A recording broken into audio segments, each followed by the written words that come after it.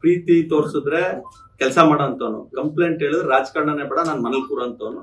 ಇದು ಇಡೀ ನನ್ನ ಕ್ಷೇತ್ರದ ಜನಕ್ಕೆ ಗೊತ್ತು, ಜಿಲ್ಲೆ ಜನಕ್ಕೆ ಗೊತ್ತು, ರಾಜ್ಯದ ಜನಕ್ಕೆ ಗೊತ್ತು. ನಾನು ಯಾವುದಕ್ಕೂ ಬಗ್ಗವನು ಜಗ್ಗವನಲ್ಲ. ನಾನು ನರೇಂದ್ರ ಮೋದಿ ಅವರ ಅಭಿಮಾನಿಯಾಗಿ, ಭಾರತೀಯ ಜನತಾ ಪಾರ್ಟಿಯ ಕಾರ್ಯಕರ್ತನಾಗಿ, ಒಬ್ಬ ರಾಜ್ಯದ ಪ್ರಧಾನ ಕಾರ್ಯದರ್ಶಿಯಾಗಿ ನನಗ್ ಜವಾಬ್ದಾರಿ ಇದೆ. ನಾನು ಇವತ್ತು ಆನ್ ರೆಕಾರ್ಡ್ ಹೇಳ್ತಿದ್ದೀನಿ, ಯಾವುದೇ ಒಬ್ರು ರಾಷ್ಟ್ರೀಯ ನಾಯಕರು ನನಗೆ ಯಾವುದೇ ನಿರ್ದೇಶನ ಕೊಟ್ಟಿಲ್ಲ. ಕೊಟ್ಟಿದೀವಿ ಅಂತ ಹೇಳಿದ್ರೆ ಅವ್ರ ಹತ್ರ ಕೇಳಿ, ನಾನು ಆಮೇಲೆ ಮಾತಾಡ್ತೀನಿ. ಯಾವುದೇ ಒಬ್ರು ಮೈತ್ರಿಕೂಟದ ವ್ಯಕ್ತಿ ಕೂಡ ಬಂದು ನನ್ನ ಸಂಪರ್ಕ ಮಾಡಿಲ್ಲ, ನಾನು ಅವರೊಟ್ಟಿಗೆ ಮಾತಾಡಿಲ್ಲ. ಇದನ್ನು ಆನ್ ರೆಕಾರ್ಡ್ ಕ್ಲಿಯರ್ ಮಾಡ್ತಾ ಇದ್ದೀನಿ. ನಮ್ಮ ರಾಜ್ಯಾಧ್ಯಕ್ಷರ ನೇತೃತ್ವದಲ್ಲಿ 28ಕ್ಕೆ 28 ಗೆಲ್ಲಬೇಕು, ಅವ್ರಿಗೆ ಗೌರವ ಬರಬೇಕು ಅನ್ನೋ ನಿಟ್ಟಿನಲ್ಲಿ ನಾವು ಯಾವುದೇ ರೀತಿಯ ಗೊಂದಲ ಮಾಡಬಾರ್ದು ಅನ್ನೋದಕ್ಕೆ ಬದ್ಧತೆಯಿಂದ ಕೆಲಸ ಮಾಡ್ತಿದೀವಿ.